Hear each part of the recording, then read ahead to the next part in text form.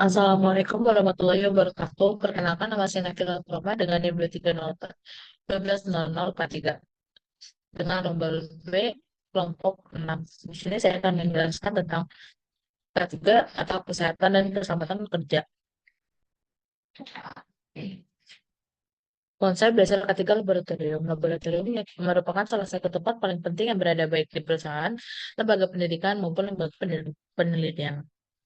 Selain karena bermaksud untuk menganalisis dan menguji suatu produk yang dipasarkan, laboratorium juga menggunakan banyak bahan-bahan kimia berbahaya dan proses analisa dan pengujiannya. Oleh karena itu, keselamatan dan kesehatan kerja laboratorium adalah salah satu hal mutlak yang perlu diimplementasikan di setiap laboratorium. Ketika laboratorium adalah segala upaya untuk menjamin keselamatan dan kesehatan kerja laboratorium dari risiko-risiko yang ada di laboratorium. Lalu di sini ada alat pelindung diri. Yang pertama ada untuk penutup kepala, lalu ada kacamata, lalu ada masker, ada sarung tangan, ada jas lab, dan ada sepatu.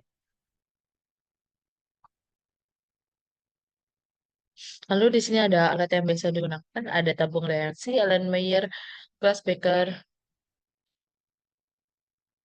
corong gelas, cawan cawan porselin kaki tiga, pembakar spiritus, pipet tetes, termometer, penjepit, buret, dan timbangan analitik. Lalu di sini ada simbol ketiga laboratorium. Pertama adanya nama namanya berbahaya, lambangnya XN. Lalu yang kedua ada namanya iritasi, lambangnya FI. Lalu yang ketiga ada beracun, lambangnya P. Lalu yang keempat ada mudah meledak, lambangnya E. Lalu yang kelima ada radioaktif, lambangnya R. Yang keenam ada korosis, lambangnya C-. Lalu yang keenam ada sangat, yang ketujuh ada sangat beracun, lambangnya T plus. Lalu yang kedelapan ada berbahaya bagi lingkungan, lambangnya N. Lalu ada mudah teroksidasi, lambangnya O. Dan mudah terbakar, lambangnya M. Lalu di sini ada potensi bahaya ketiga. Yang pertama ada fisik, yaitu bising, getaran pencahayaan, radiasi layar komputer, elektrik, dan lain-lain. Lalu ada kimia, partikel debu, cairan disinfektan, uap, vapor mix, dan lain-lain. Lalu ada biologi, mikroorganisme seperti virus, bakteri, jamur, vektor, dan lain-lain. Lalu ada ergonomi, yaitu posisi kerja tidak netral, gerakan berulang, kelebihan beban, dan lain-lain. Lalu yang terakhir ada psikososial, yaitu konflik antara rekan, stres kerja, shift, beban kerja, karir, dan lain-lain.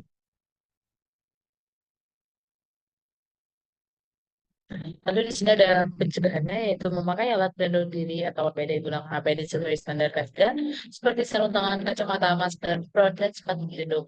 Jenis APD disesuaikan dengan potensi bahaya eksperimen. Lalu ada mencuci tangan sebelum beraktivitas, yaitu cuci tangan dengan sabun sebelum bekerja di laboratorium untuk mencegah kontaminasi bahan kimia dan mikroorganisme berbahaya.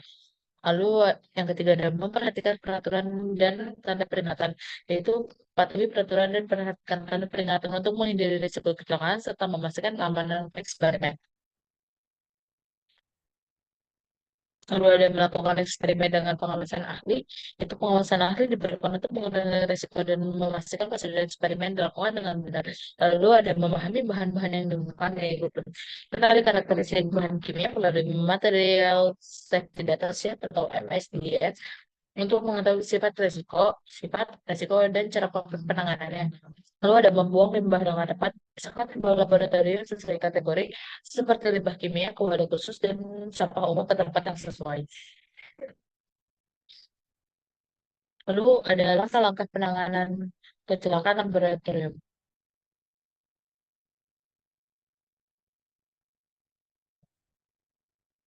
Nah, ketahuilah dengan pasti alat-alat bantu keamanan ditempatkan. Lalu yang kedua ada zat-zat kimia yang terciprat ke mata harus segera dicuci dengan air yang mengalir dari keran selama kurang lebih 10 menit dan segera periksakan ke rumah sakit. Lalu yang ketiga ada zat-zat yang mengenai kulit dan baju harus segera dicuci dengan air yang banyak. Lalu yang keempat ada zat-zat yang masuk ke dalam mulut harus segera dikeluarkan dengan berkumur-kumur dengan air yang banyak. Lalu yang kelima, ada bersihkan segera alat-alat gelas yang pecah dan buanglah ke tempat penemuan khusus. Lalu yang keenam, ada perhatikan baik-baik petunjuk penanganan tindakan laboratorium. Yang ketujuh, laporkan pengawas laboratorium dengan segera mengenai semua kecelakaan laboratorium. Sekian presentasi yang dapat bisa saya sampaikan. Mohon maaf bila ada kesalahan kata. Wassalamualaikum warahmatullahi wabarakatuh.